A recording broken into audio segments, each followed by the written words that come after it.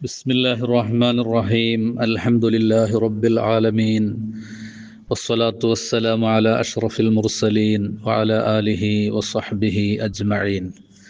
ബഹുമാന്യരായ വിശ്വാസികളെ, സഹോദരങ്ങളെ, അള്ളാഹുവിൻ്റെ മഹത്തായ തൗഫീഖ് കൊണ്ട് നാം വീണ്ടും വിശുദ്ധമായ റമളാനിൽ പ്രവേശിച്ചിരിക്കുകയാണ്.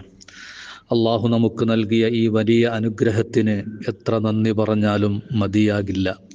അൽഹംദുലില്ലാഹി സുമ്മ അൽഹംദുലില്ലാ.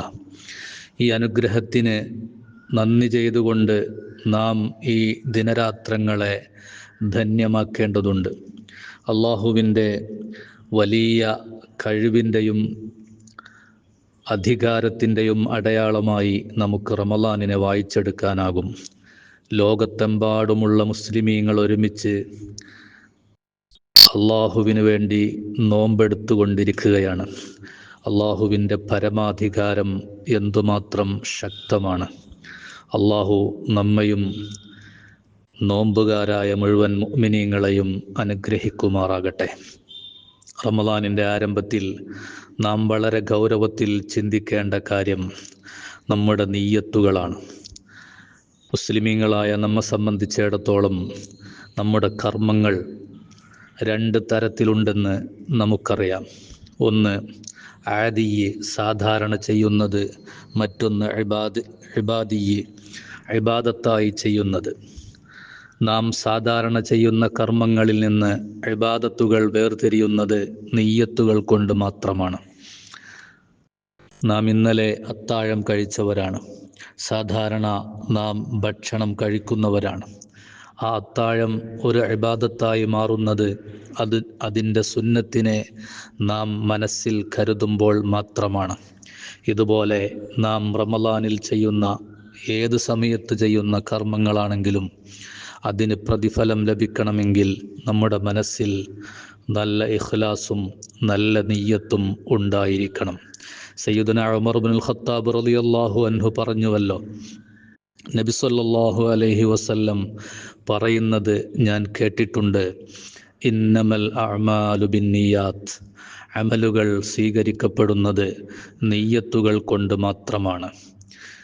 അപ്പോൾ നാം ചെയ്യുന്ന ഏത് കർമ്മങ്ങളും അള്ളാഹുവിങ്കലെത്തുമ്പോൾ അതിന് നമുക്ക് പ്രതിഫലം ലഭിക്കണമെങ്കിൽ നമ്മുടെ മനസ്സിൽ നല്ല നിയ്യത്തുണ്ടാകണം.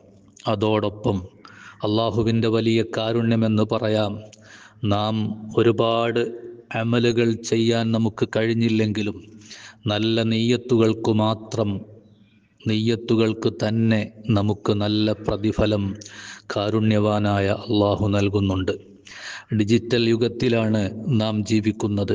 കുറഞ്ഞ പ്രവർത്തനങ്ങൾ കൊണ്ട് കൂടുതൽ പ്രതിഫലം നമുക്ക് ലഭിക്കണം. അത്രയും തിരക്കുള്ള ഒരു ജീവിത ചുറ്റുപാടിലാണ് നമ്മളുള്ളത്.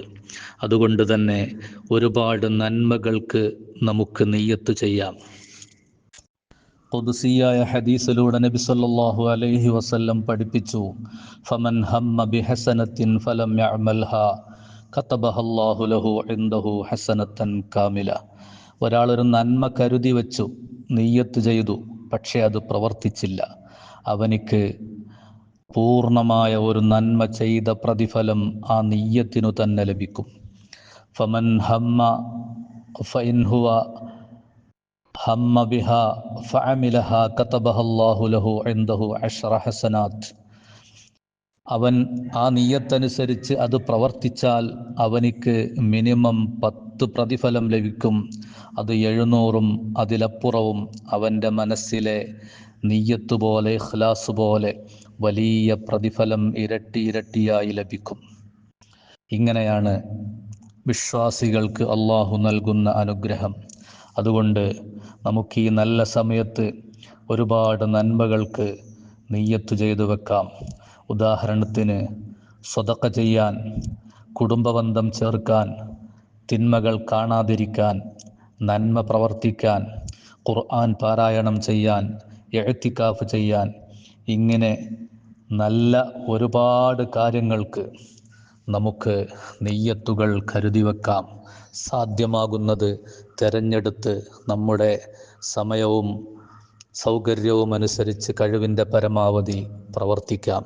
അള്ളാഹു ഈ വിശുദ്ധ മാസത്തിൽ ഒരുപാട് നന്മകൾ ചെയ്യാൻ നമുക്കും ബന്ധപ്പെട്ട എല്ലാവർക്കും തൗഫീഖ് നൽകട്ടെ. നമ്മയും നമ്മുടെ മാതാപിതാക്കൾ, കൂട്ടുകുടുംബങ്ങൾ, സ്നേഹജനങ്ങൾ, ഉസ്താദുമാർ, നമ്മെ സഹായിച്ചവരെല്ലാവരെയും അള്ളാഹു ജന്നാത്തുൻ നഈമിൽ ഒരുമിച്ച് കൂട്ടുമാറാകട്ടെ. ആമീൻ.